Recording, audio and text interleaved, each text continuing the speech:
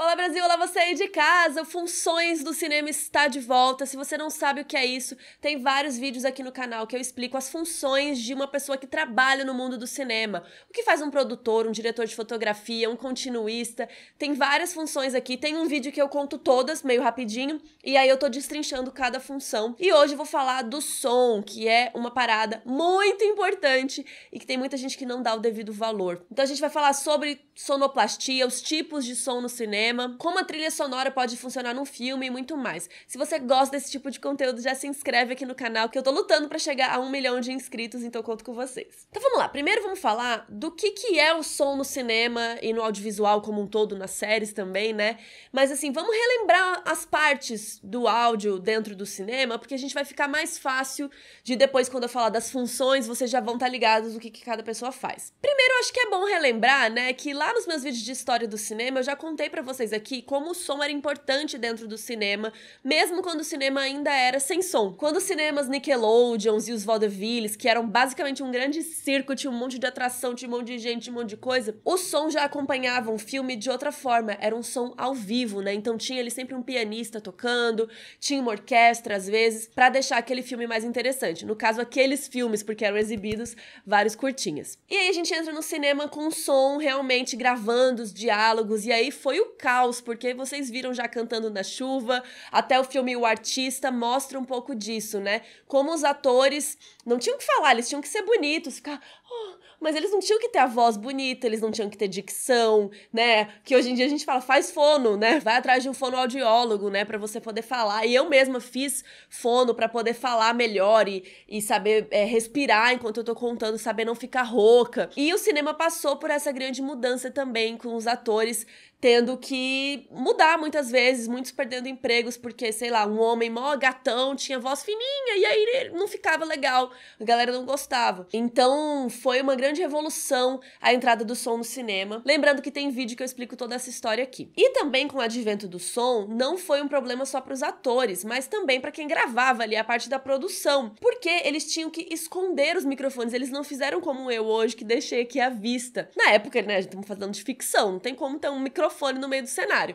Então, era até engraçado que eles escondiam o microfone, às vezes, no meio da planta, e aí você via umas atrizes falando assim, virada pra planta, umas coisas super engraçadas. E a própria câmera, né, o rolo da câmera era super barulhento, então eles tiveram que construir uma cabine pra enfiar a câmera dentro, pro barulho ficar retido ali. E aí os estúdios viraram sound stages, por isso que hoje em dia a gente tem sound stages em Hollywood, porque eles precisaram revestir todo o estúdio pro som ficar bom, porque senão fica com eco, porque senão não dá pra ouvir o que a pessoa tá falando, passa um carro lá fora. Então o som foi uma grande revolução. E com ele, a gente começou a ter várias profissões. Então vamos falar do mais básico. Chegamos aqui, vamos gravar, liga a câmera, vai, rec, grava o som aí.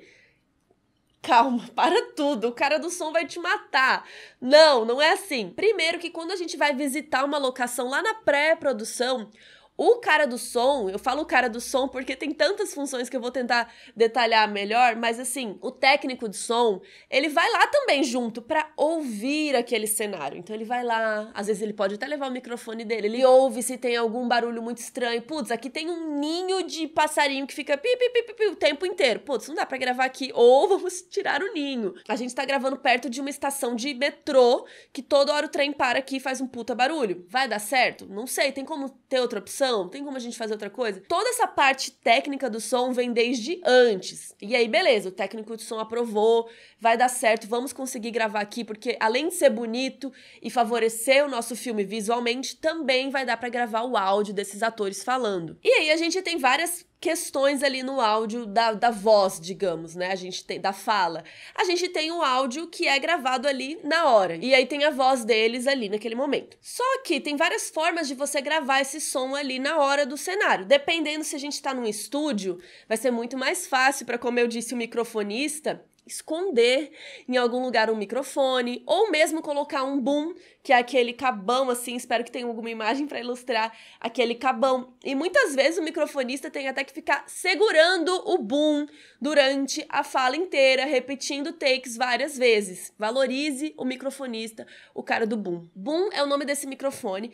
E o que acontece? Às vezes, num diálogo, dá para microfonar a pessoa com um microfone lapela, que é esse microfone pequenininho, que a gente vê ali no Jornal Nacional, muitas vezes, que ele fica ali escondido na roupa da pessoa. Mas esse som, ele pode ficar um pouco abafado. Então, geralmente, se possível, é gravado duas opções. É gravado a lapela e mais uma, que seria esse boom ou algum outro microfone externo parado, enfim, pendurado em algum lugar. Mas o que acontece é que muitas vezes a pessoa tá andando, tá se movendo, tá falando. Por exemplo, se eu saio daqui um pouco, o som já fica diferente do que eu tá aqui. Então, se você tem um ator mexendo muito, o microfonista vai ter que ficar segurando o boom, ó, e indo atrás da voz dentro do limite do quadro. Então, o diretor ou um assistente de direção ou algum assistente de som até pode ficar ali ajudando o microfonista ao falar, ó, quando você faz aqui um pouquinho mais pra esquerda, já tá pegando seu microfone, então você tem que ficar mais pra cá. Daí o microfonista, show, beleza. Então também é muito importante ver se o microfone tá vazando. Eu já vi em vários filmes, pode reparar que de vez em quando tem um boom vazando, assim, geralmente por cima. Então assim, gente, lembrando que eu tô falando aqui, dividindo bem as funções pra gente ter noção que é um negócio, assim, super gigante. Num filme de Hollywood são muito mais ainda do que eu tô falando aqui. Mas o que eu quero dizer é que às vezes pode ser só uma pessoa que vai fazer todas essas funções. Se você estiver gravando um curto ou alguma coisa menor, assim, não tem necessidade de ter uma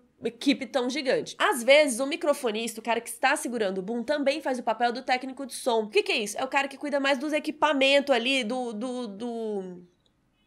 da Matrix, digamos. Então ali tem todo o microfone, nem sempre é só um microfone, né? Ele tá ligado em alguma coisa. O que é essa coisa? O gravador. E aí ele tem tipo um mixer, às vezes, todo um equipamento cabuloso que ele pode ali na hora já dar uma ajeitadinha no som, que ele pode ouvir melhor o que tá rolando. Por exemplo, tem muito microfone que é sem fio, microfone lapela, que tem que grudar no ator e o ator sai andando e tal. Tem que trocar as baterias, então tem que ter todas as baterias carregadinhas, então tem toda uma parte técnica além do microfone em si, que tá mais relacionada ao gravador e aos equipamentos. E em alguns filmes tem também um assistente de som que pode até ficar anotando isso, né, num bloquinho, esse take muito barulho, esse take não sei o que lá, ajudando ali o continuista a entender o som do take também. E esse assistente de som também pode ser uma pessoa que faz tudo ali no set, né? Acabou a bateria, fulano, pega a bateria, ele vai lá, pega, troca no ator, não sei o que, volta.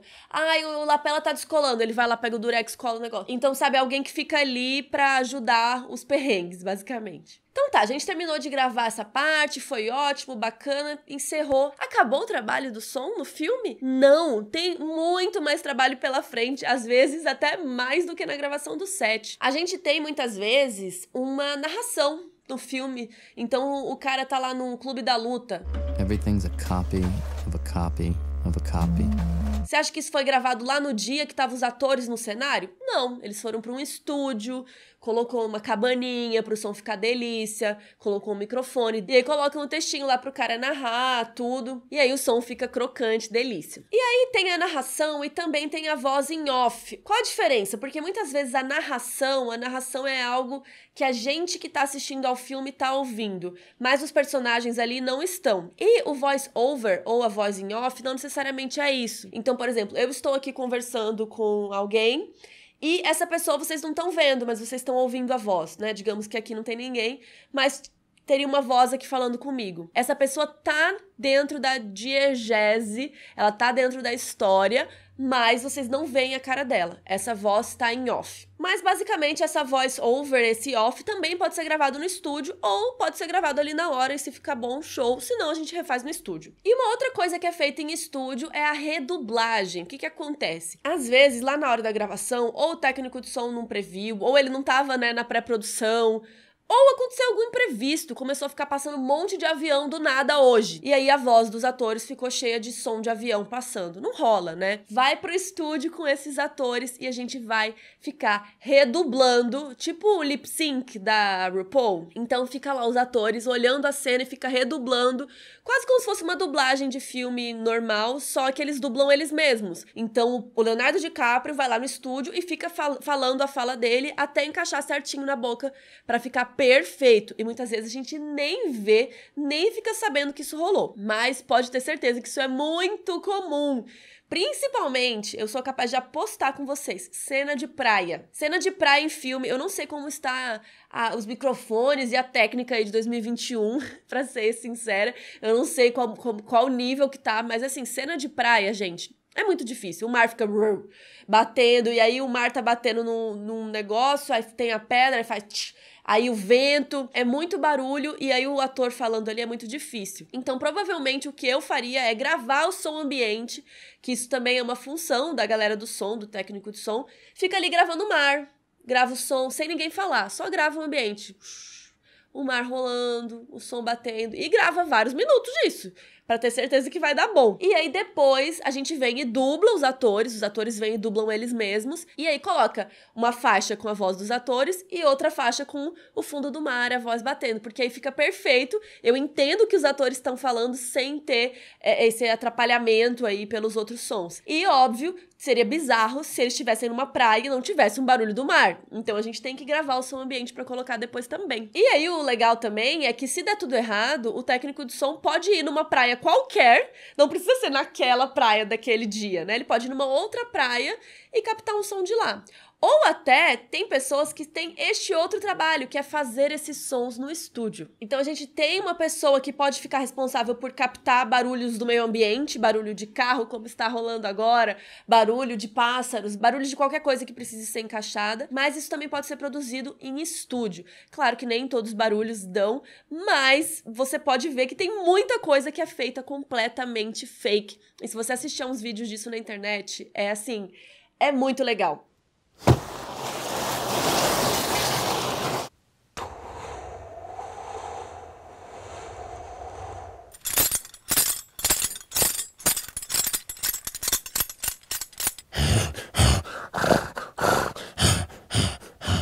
Essa função se chama Foley ou Foley, que é essa galera que faz os barulhos dentro do estúdio. Então, às vezes, barulho de cavalo, eles pegam o casquinho do cavalo e fazem...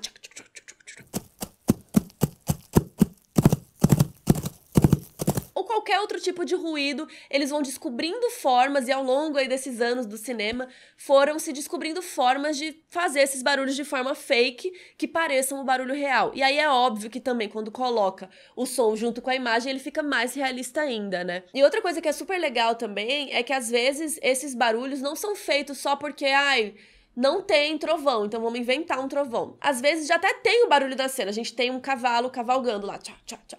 Mas o barulho não é legal, sabe? Tem o cavalinho lá, mas não tá aquele barulhão gostoso do pezinho do cavalo. Então vamos refazer e encaixar. E aí também é como se fosse uma redublagem. Eles têm que fazer encaixando com aquela cena. E, gente, hoje está um barulho desgraçado aqui, só porque eu tô falando de som. Por exemplo, Jon Snow está lá com a espada aquela espada mole lá de Game of Thrones, que a gente viu uma cena que a espada dele saiu, era meio mole. Aí Jon Snow tira aquela espada mole, você acha que vai fazer algum barulho? Não, aí tem que vir um cara, um Foley, que vai fazer um barulhão de espada bonito, pra você falar, nossa, Jon Snow, cabuloso. E o Foley foi criado por um cara chamado Jack Foley, lá nos anos 20, que ao fazer seus filmes ele percebia que o som ficava meio xoxo, e aí ele quis dar um up e inventou essa técnica. E a gente também tem toda uma categoria de sound effects, ou FX Sounds, que são efeitos que, na verdade, não existem no mundo real. São efeitos de, sei lá, naves espaciais no espaço. Sei lá como é esse barulho. Então, teve que alguém um dia pensar como seria um barulho de uma nave espacial. Como seria o barulho de um dragão, o Drogon? Qual é o barulho que ele faz? Então, todos esses sons que não existem muito na vida real também tem toda uma função para criar esses barulhos, que muitas vezes são barulhos reais misturados com outras coisas. E hoje em dia, digitalmente também, no computador consegue se criar muita coisa legal. E um exemplo incrível é Star Wars, né? Qual é o som de um sabre de luz, né? Como que o cara inventou isso? Isso é muito legal, fala sério.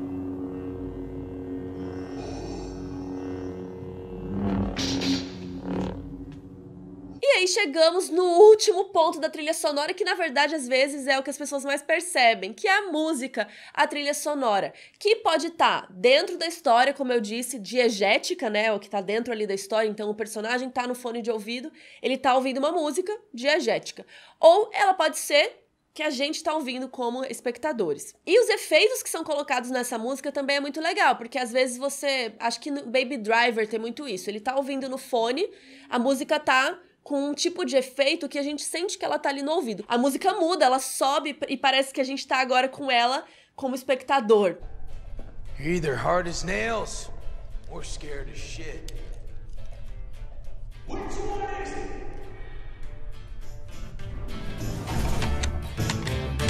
Esses efeitos são muito legais pra gente sentir também o que o personagem sentiu. E aí tem 2 tipos de músicas não diegéticas, né? Que podem ser as músicas que são cantadas, que geralmente são chamadas em inglês de canções, né? Então o cara tem, sei lá, um cantor cantando lá, uma música falada. E também tem toda a trilha sonora instrumental. E essa trilha mais instrumental é chamada de trilha score, né? Score music. E aí, geralmente, um compositor vai e cria toda a narrativa musical daquele filme. As músicas têm uma conexão entre si. Nem sempre são iguais, né? Mas você vê que tem uma história sendo contada com a música também. Então, quando você escuta trilhas sonoras, por exemplo, escuta a trilha sonora de Dark, mesmo sem ser as músicas cantadas, as canções, escuta a trilha sonora score de Dark. Ela se encaixa. Então, quando você vê um Game of Thrones, um Harry Potter, Star Wars, tudo do John Williams, né?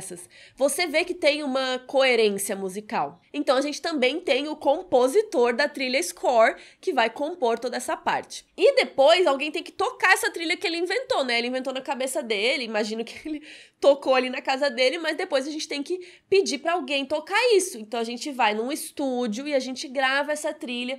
E muitas vezes essa trilha é gravada com uma orquestra assistindo a cena do filme. E isso é muito legal. Então, às vezes, eles colocam cenas do filme ali pra ficar passando, às vezes até já montadas, e a galera da orquestra e o regente, o compositor, imagino, estão ali vendo a cena e indo junto pra dar aquela emoção. Então, você vê que a trilha sonora, às vezes, é planejada especificamente pra aquela cena, pra fazer tum naquele exato momento. Então, é tudo muito planejado. O que seria de Tubarão sem uma trilha sonora boa? Por exemplo. Então, assim, a trilha sonora faz toda a diferença. Então é isso, espero que eu não tenha esquecido de ninguém, de nenhuma função. Coloca aí nos comentários o que você achou desse vídeo, se você sabia de tudo isso. E coloca aí qual o próximo filme que você vai assistir pra prestar atenção em todos esses detalhes. Se inscreve aqui no canal que me ajuda muito. Um beijo. Tchau. A buzina passando.